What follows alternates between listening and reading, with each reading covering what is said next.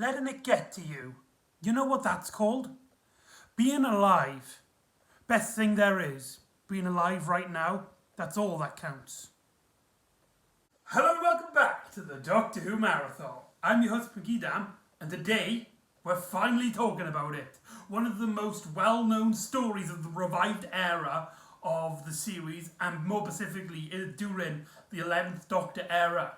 We are talking about The Doctor's Wife, written by acclaimed writer Neil Gaiman. They got Neil Gaiman on a script for Doctor Who, and is directed by Richard Clarke, who hadn't directed a story since Series 3 with Gridlock and The Lazarus Experiment, which are two of my favourite stories, and from my favourite season of the Revived era. That combo, man!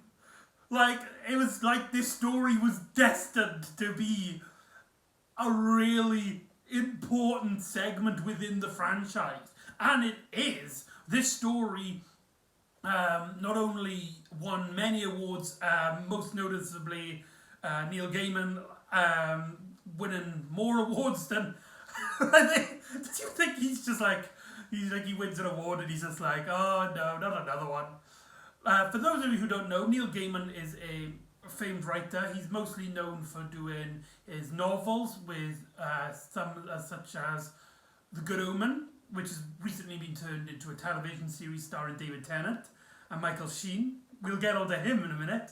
And American Gods, as well as writing comic books.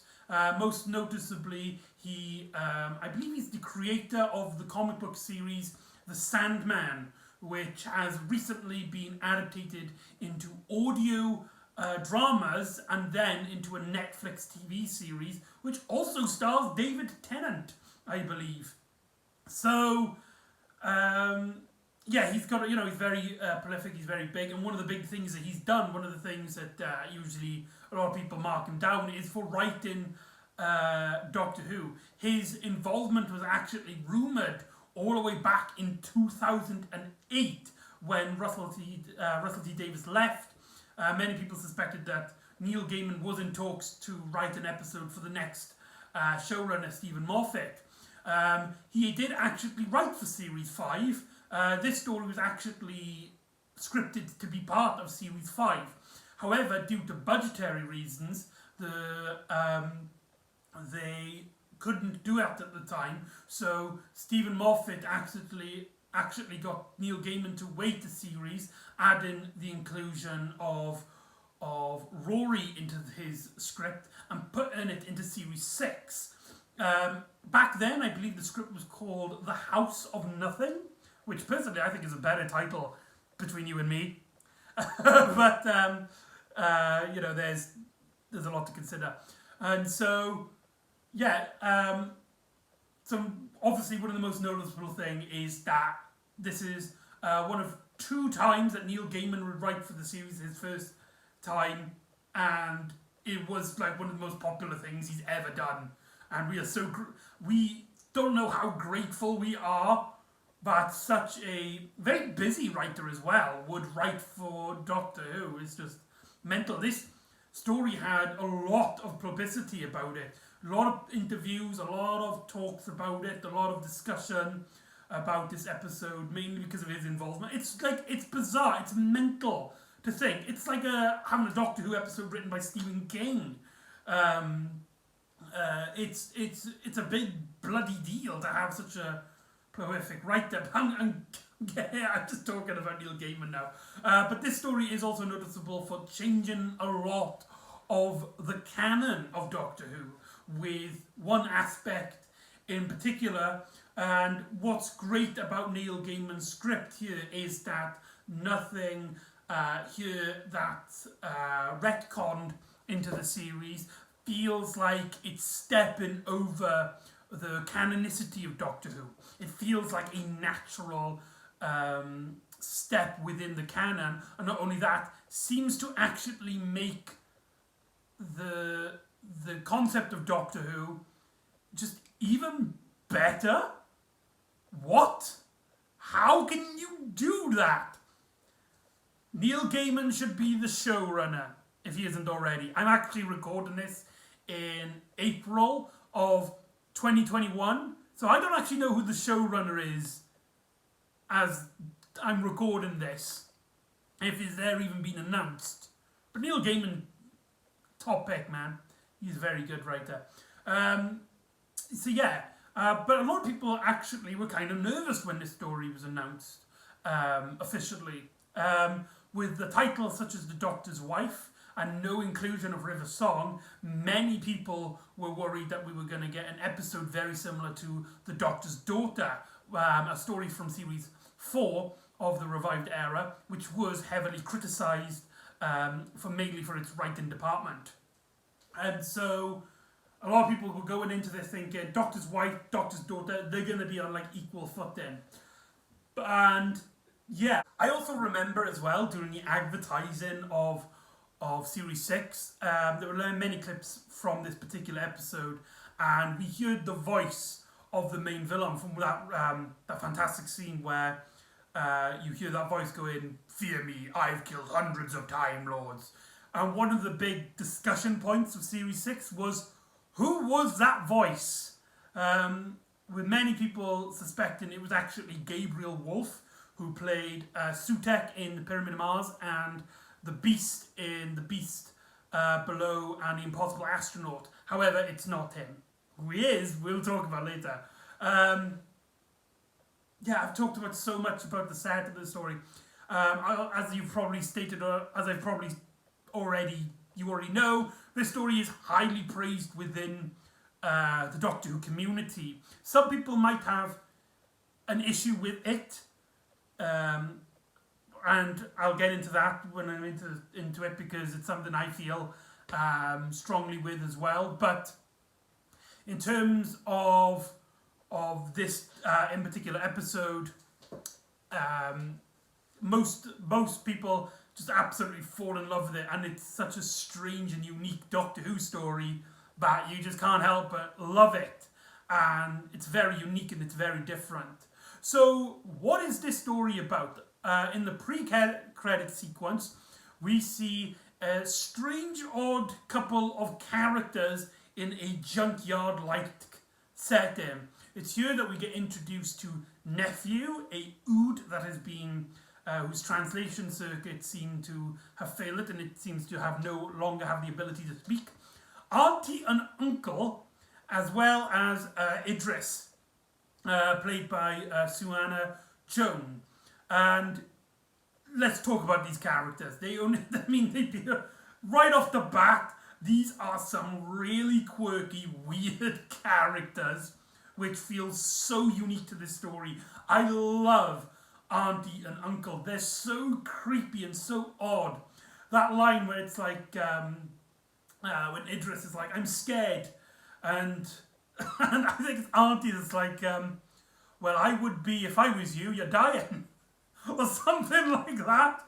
It's really hilarious, and they basically proclaim that like something is going to happen to her. A house, this strange entity that basically is this planet, is going to erase her consciousness, her mind and body, and essentially will have a new personality, a new life bestowed upon her. And the fact that these characters, despite seemingly very close to each other, have very little interests on the actual caring of the other characters. They just happily let them die, is very just like, holy Christ, what the hell am I watching?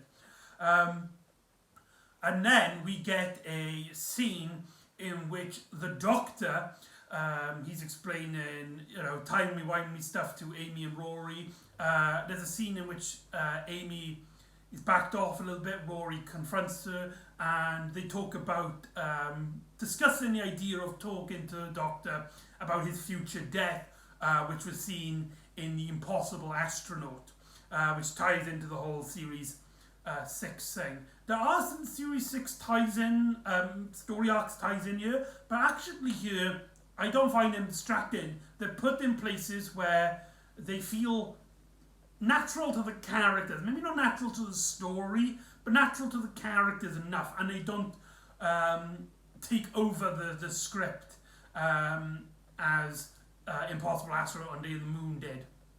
But that's beside the point. Well, suddenly, despite the fact that they're in deep, deep space, they hear knocking on the door.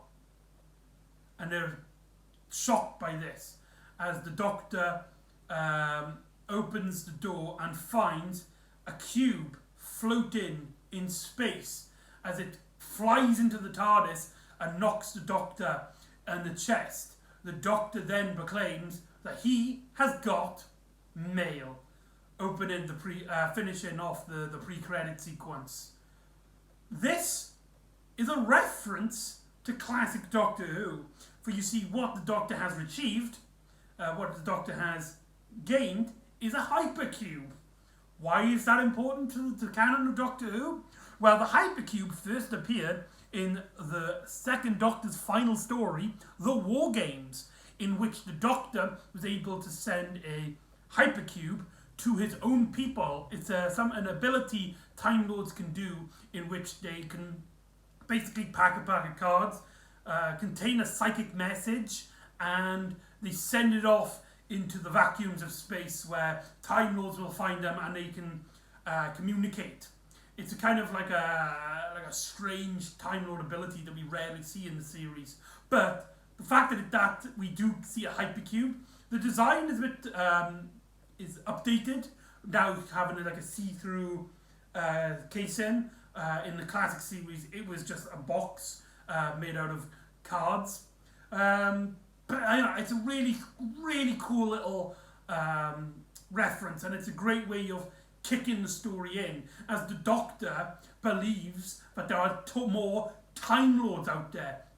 And not only that, it's one of the good ones, one of the nice Time Lords that he can convince that not only that, he's not the last of his kind and he can save Time Lords. He realizes through the mark on the cube, but it's actually his good old friend, the Corsair, which the Doctor also explains has had male incarnations as well as female incarnations, being the first story in Doctor Who televised to establish that Time Lords can regenerate to both genders. This would be the groundwork for many big establishing gender-swapped roles. For example, Michelle Gomez as the Master, and of course Jodie Whittaker as the 13th Doctor. So that is, this is where the groundwork for a female Doctor was first set up within the main series of Doctor Who. Pretty cool stuff right there. And the glee and the emotions the Doctor is having. Matt Smith here, after giving a pretty fun but an okay performance in Curse of the Black Spot, feels like he is ready to go. He is fully energetic, and there are many scenes with him where there's a somber sadness to him. It's kind of gleeful, the opportunity, the chance of meeting his own people, but he killed all of his people. He killed all the Time Lords. He's full of regret in a sense, and saving the Time Lords might even be a chance for him to redeem himself in his own eyes.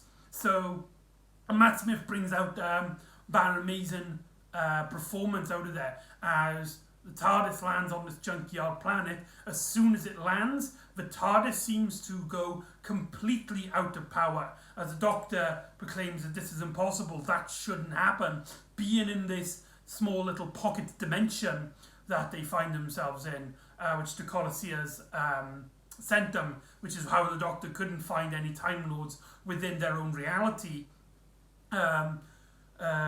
It should, using the ability of Rift Energy, be able to not only contain itself but also gain more energy it has been established that the TARDIS basically refuels on rift energy. So this is a puzzling moment within the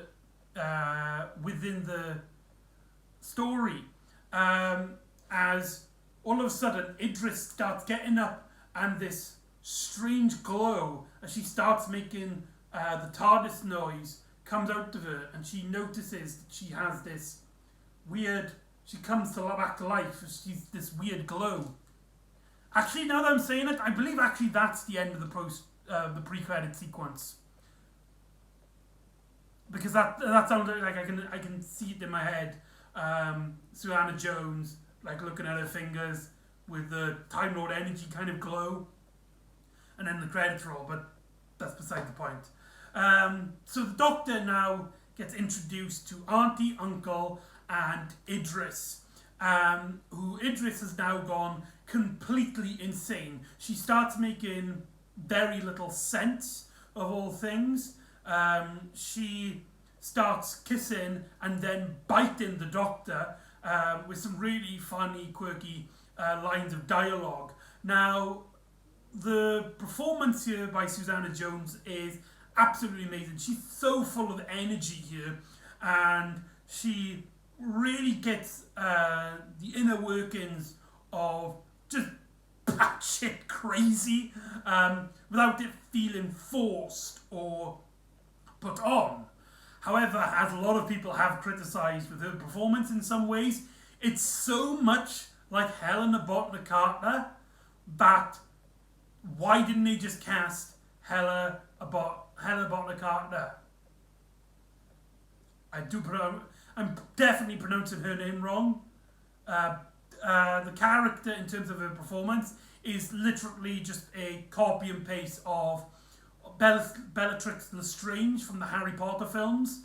But yeah, that's something about this story. As the Doctor, Amy, and Rory, they get introduced to this crazy person who seems to know the Doctor. She states, it's like, it's funny how you don't recognise me.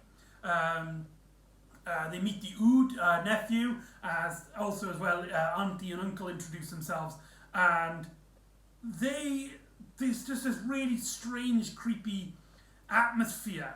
The Doctor realises that the Ood telepathic orb, which he uses to communicate, is faulty. So the Doctor tries fixing it, getting it located into frequencies local, only to hear millions upon millions of scared, worried voices come out as all of our characters like, what the hell is that? As the Doctor starts kind of tearing up in a sense and is in shock and in kind of an awe as well, as he explains there's Time Lords. They haven't come just to save one Time Lord. Somewhere on this planet there are a handful, maybe even 100 Time Lords just waiting to be saved, waiting to get out of here.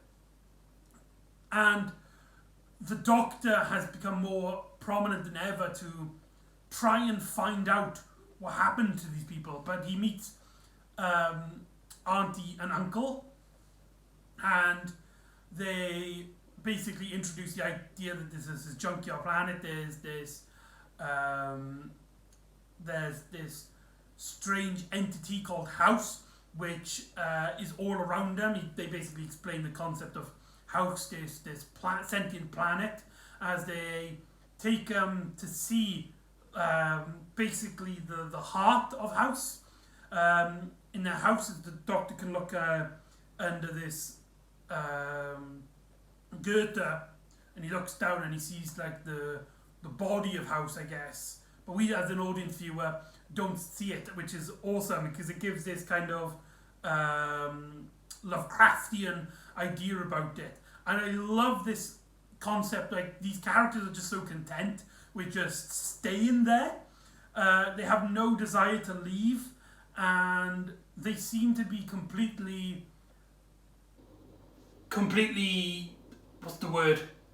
Enslaved, not enslaved, like purposefully chose to be enslaved, content with their situation. And we have that really, really bombastic scene where they basically explain it's like houses all around us, we breathe its air, we eat its food. And suddenly their voices started to change as they both say in unison, and do my will. As House is able to speak through auntie and uncle. And it basically explains that there have been many Time Lords on my back. But the Doctor proclaims that he is the last of the Time Lords, and he possesses the last TARDIS within existence. And House is like, that's a shame. Now House is such a fantastic villain here. House is this strange entity, and he is voiced by none other than Welsh actor Michael Sheen. That voice is Michael Sheen. Holy hell! Like, who knew that could have come out of him? That voice, it's so... Oh, I can't really describe it. It's so low. It's so full of authority and so full of cynicism. It's really just, what a voice. It's so easy to make a villain interesting just by that voice. And the story could have easily just left it as a cool voiced character and that it. But Neil Gaiman's script really gives him this sense of and they at the moment the Doctor and House actually get along pretty well, as House basically invites them to look around the place, enjoy, see what House has to offer, essentially, look at the view, look at the sights. Just you're our guests. Stay around for a bit. And the Doctor kind of is trying to keep hidden the fact that he's looking for Time Lords. The Doctor tells Amy to go back into the TARDIS. He's lost his sonic screwdriver, which he hasn't. He's trying to get Amy and Rory out of the way. There's that beautiful moment where Amy is like, it's like the Doctor's really clearly emotionally distressed by all this, and Amy can tell that the only reason the Doctor really wants to save the Time Lords is that he can feel forgiven. And the Doctor, with clear sadness, turns to Amy and just says, aren't we all looking for forgiveness? Oh, that is just amazing. That's the way Richard Clarke's directing. This story looks absolutely gorgeous. If you are going to watch this story, I highly recommend you watch it in HD, because the visual style, this looks like it's had more money in it than all of the stories in Series 5 combined. The scope of the Junkyard universe is so immense, and that green and black lighting is gorgeous. But Richard Clarke really knows how to use his camera. What I absolutely love about his directing here is that when most directors, when there's a sad or somber scene, would shoot an actor, specifically the Doctor, with a close-up or maybe a mid-shot. But what Richard Clarke does in these sad moments, for some of the story, there are some close-ups, especially later down the line, but when it comes to these quieter moments where there's less dialogue, he actually takes the camera back a bit, showing the actor from their waist, and puts them in very harsh shadows, as if the characters are weighed down by their sadness. It's visually gets the ideas across immensely, and it's just, I haven't even talked about the actual main concept of the story yet. We are around about 45 minutes into this video, I have not talked about the twist with Idris, and that's the main bloody plot of the episode. This episode is so good. So let's get into Idris as she gets locked up into a cage and she babbles on about stuff. She also mentions at one point that the small boxes will make you angry, and the doctor just puts her off from her mind puts him off of his mind that she's just a crazy person. He then goes looking for the Time Lords and follows the voices. He closes his eyes and he concentrates on the psychic connection of the Time Lords, and he can just hear a bunch of them screaming and panicking. But it takes him to a very small and cramped location. Of course, the Time Lords can't be here, as he opens a small cabinet and finds not one, not two, but a handful of hypercubes. The Time Lords here are not alive no more. They are dead. And what the Doctor's hearing is the voice of the long dead, the messages that left behind and did not escape House's void.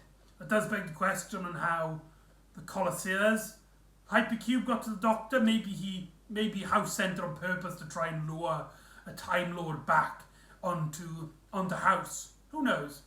And the Doctor kind of realizes that Auntie and Uncle are actually patchwork people. They're actually like they've got one arm that's from a different person. Their eyes are younger. They got 2 different years. Uncle has 2 left feet, and Auntie actually has an arm with the Colossea's tattoo, basically revealing that House had killed Colossia and put the arm onto Auntie, as well as giving the kidney and the liver to Uncle. And the Doctor, he is so angry. He is so distraught by this, and he tells the characters to essentially run, get out of his sight. But then he realised something. The small boxes will make you angry. How did Idris know? So he goes back to the prison and tries to confront her until basically we get the scene in which she's trying to say who she is, and she's like, how do you not recognise me just because I'm in here? What's it called? We travel. I go.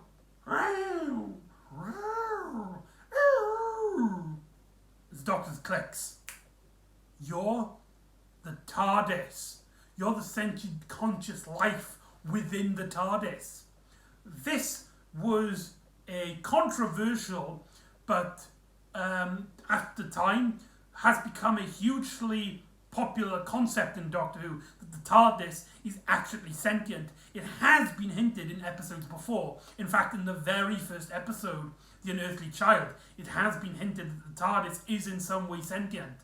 In other stories, I believe it's The Five Doctors, where the Doctor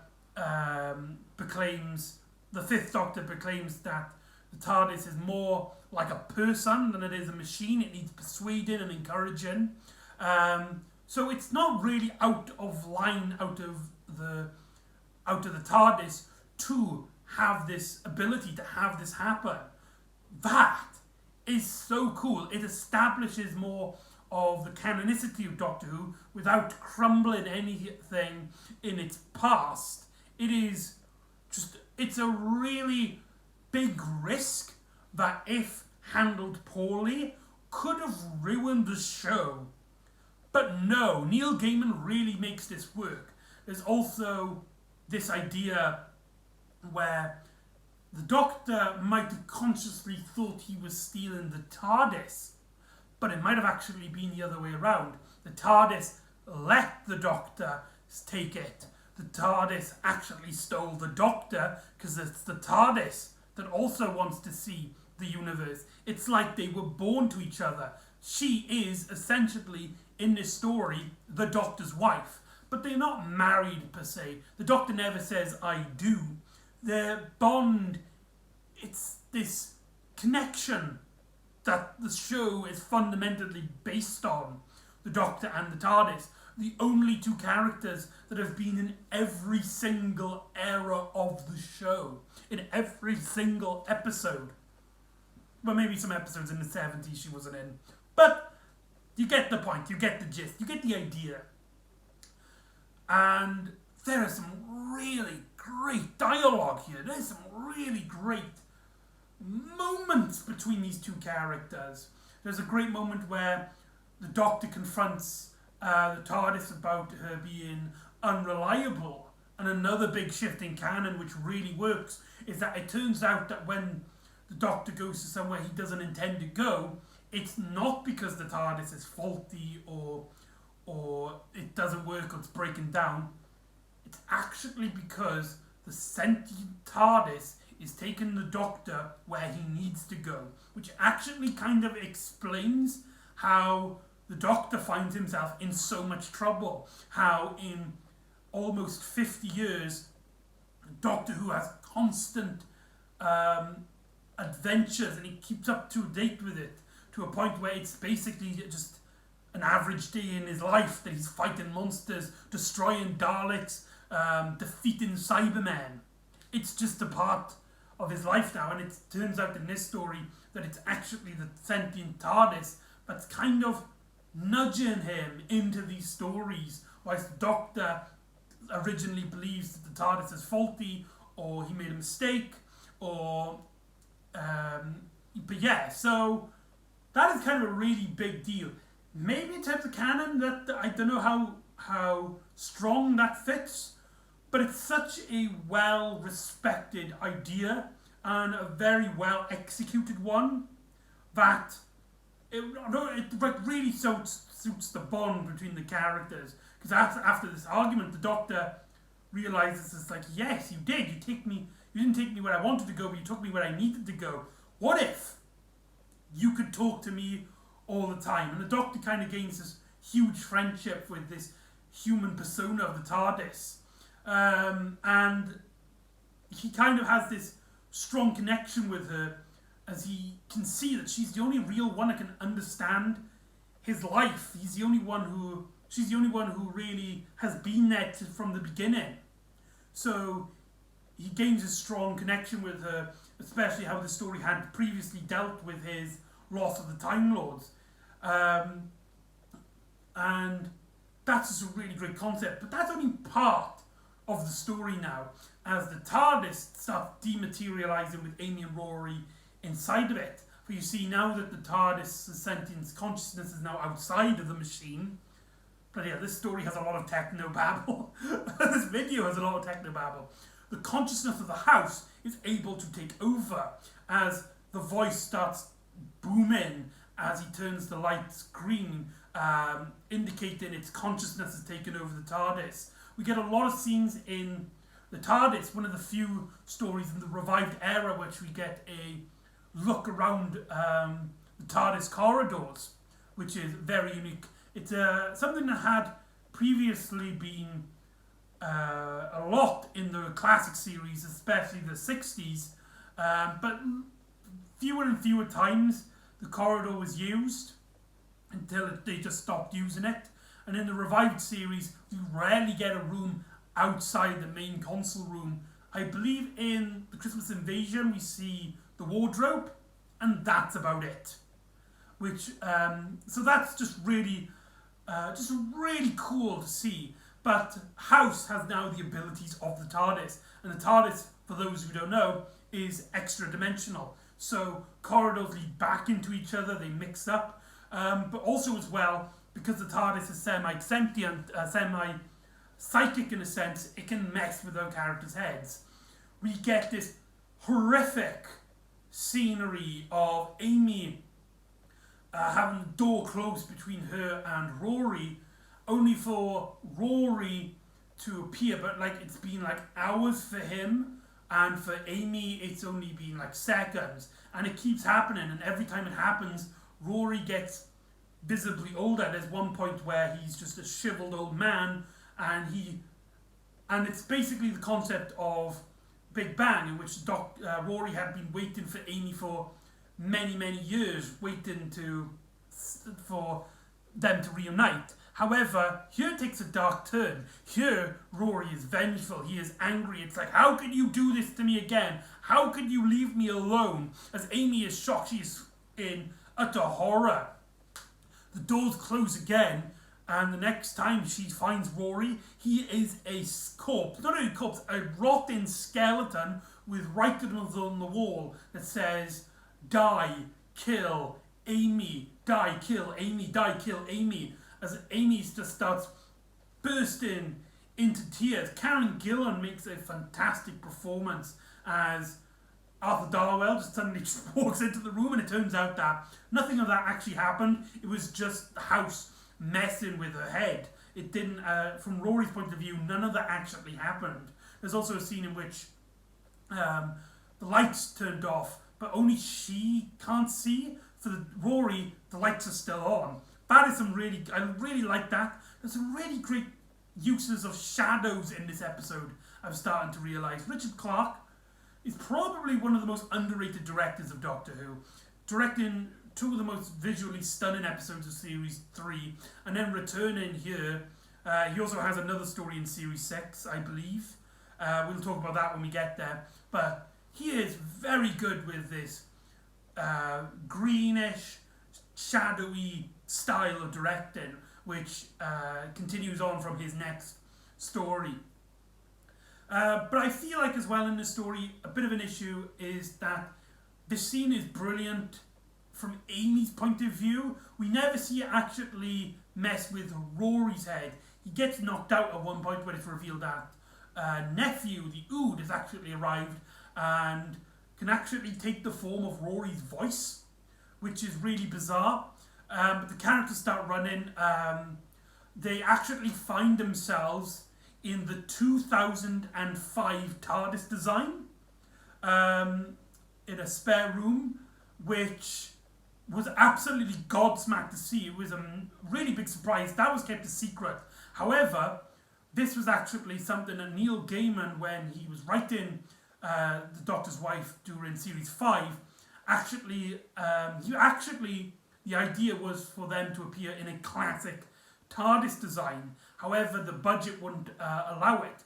So, on the request of Neil Gaiman, Russell T Davies and Stephen Moffat actually kept the 2005 design TARDIS in storage to be used in his episode, keeping it for 2 years until it was put back together for this episode. That is so cool. This would be the final appearance of the 2005 TARDIS, and I must say, it really works with the Matt Smith era. There's something, I don't know, there's just something that really actually, I think, works visually with it. As House sends nephew to kill Amy and Rory, he's bored of them, only for the Doctor and TARDIS to appear in a disused TARDIS the Doctor has put in together using a bunch of junkyard TARDISes. Fun fact, this was actually, this design actually came from a kid who won a Blue Peter competition, very similar to the Design Your Own Monster contest for the 2006 story Love and Monsters. This story too had a Blue Peter TARDIS design, which was won by, I can't remember what the girl's name is. I'll put her name somewhere. I feel really bad for that, but yeah. So that TARDIS design was actually made by a kid, a fan of the series. I believe she was 12 at the time they're making it. Really cool design, really works. And the Doctor basically starts confronting House and basically tries to convince him not to kill them, and he will help them transport to the next, to their main universe, the main bigger universe, whereas House will hopefully find more TARDISes that he can eat, that he can absorb, because it is explained earlier on that House eats TARDISes. So House, the Doctor and House work together with the Doctor, proclaiming that you need to delete some rooms to get the thrust to get into their main universe. it has actually been explained earlier on in the episode that the Doctor can basically have more thrust in the TARDIS by deleting rooms. That's how they got into this universe, and that's how they're getting out. However, House uses this as a great opportunity to get rid of Vermin by deleting the 2005 TARDIS out of the TARDIS interior and seemingly killing our characters. Rory technically dies twice in the story.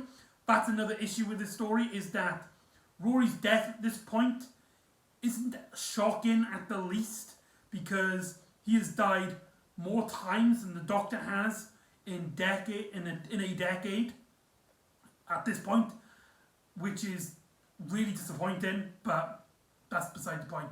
As the Doctor, Amy, Rory, and Idris, the body of Idris, get teleported into the main console room, and we get that iconic scene. It's the iconic scene of the Doctor's like, "I've killed hundreds of Time Lords. Well, I've killed them all." So that's where that comes from. Really great moment as the Doctor realizes that House has messed up in such a big way. He originally took the TARDIS's consciousness out because just killing the TARDIS could create a massive explosion which would kill him. So instead, he actually took the TARDIS consciousness out of the actual TARDIS and put it into a human form so it can burn out safely somewhere else as House takes over the TARDIS building, the TARDIS vehicle, shall we say. But the Doctor realizes that the House accidentally allowed the TARDIS's consciousness back into the main console room as the Idris body dies and the sentience comes out of her, and it's allowed to be basically reunited with its actual body, kill it, and it basically the TARDIS absorbs House. One of my big criticisms with this story is that they killed off House. He was such a great and unique villain that I wish he stayed on. Fun fact, in the original script, House actually is stated to be alive, and here's something that's really cool. The original idea, maybe not in the first script, but the original concept that Neil Gaiman had when he pitched this idea is that the House wasn't going to be an original character. House was going to be the great intelligence from the second Doctor stories, The Abominable Snowman and The Web of Fear. Neil Gaiman has a lot of references to the second Doctor, and seeing as Matt Smith energizes a lot of second Doctor elements into his performance, I feel like that's probably one of the reasons why Neil Gaiman and the 11th Doctor just work so well with each other, as we get this final moment, this really sad moment of Idris's body basically in a corporeal form where she's like kind of see-through, and the Doctor really doesn't want her to go, and he starts crying up, he starts tearing up, and the TARDIS using Idris's body basically tells the Doctor, "I'm alive." She's trying to say throughout the episode something that's big and it's important, but it's also very sad. And the Doctor's like, being alive isn't sad.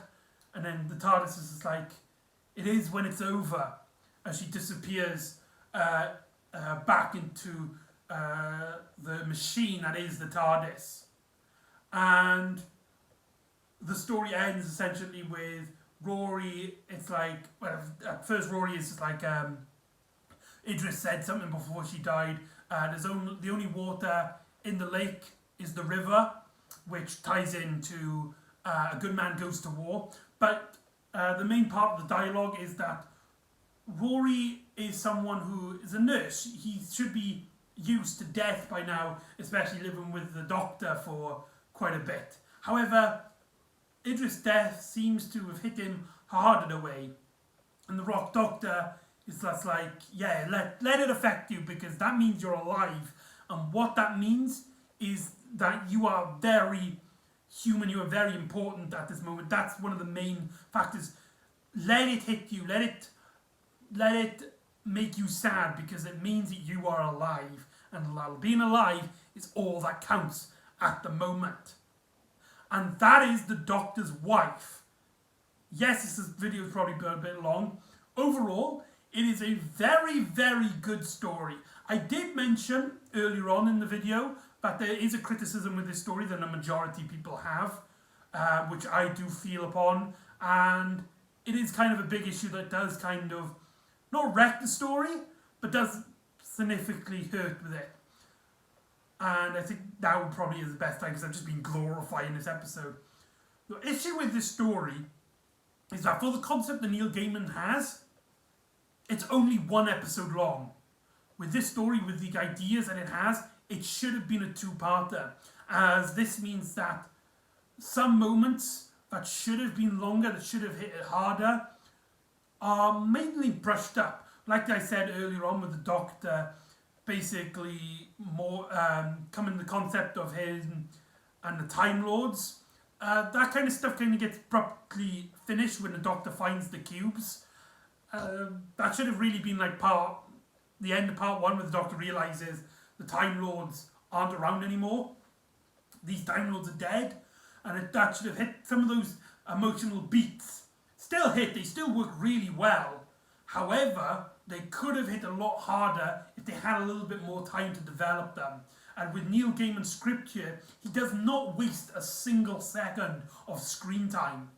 However, clearly, he needs to tell more. So, hashtag the Doctor's wife director's cut. Or writer's cut in this sense. Yeah, because Neil Gaiman's the writer. It should be writer's cut. There's many aspects that were actually cut from the episode, so maybe it was intended to be a lot longer. This should have been like a special or something. This was a very jaw-dropping, holy hell, what the hell did I just watch? One of the episodes that many people point as their favourite story. And I'm one of them. This story is easily one of the best. Might actually be my third favourite of the 11th Doctor era. We'll get on to my favourites when we talk about in the next series. Hint, hint. But yeah, there's so much great concepts here. Neil Gaiman into Doctor Who, absolutely phenomenal. Richard Clarke's directing is so gorgeous. The acting, the performance, Susanna Jones, Michael Sheen, Matt Smith, Karen Gillan, Arthur Darwell, the actors that play Auntie and Uncle, the guy that's inside Nephew. Just, what can I say about this episode that hasn't been said already? It's a very popular story for a reason. And that is the Doctor's wife. Just go watch it. So join me next time as we start rounding down the series of K9, as we start setting up the building blocks to finish the series. So join me next time for Mind Snap. And I'll see you next time on the Doctor Who Marathon. Ta-da.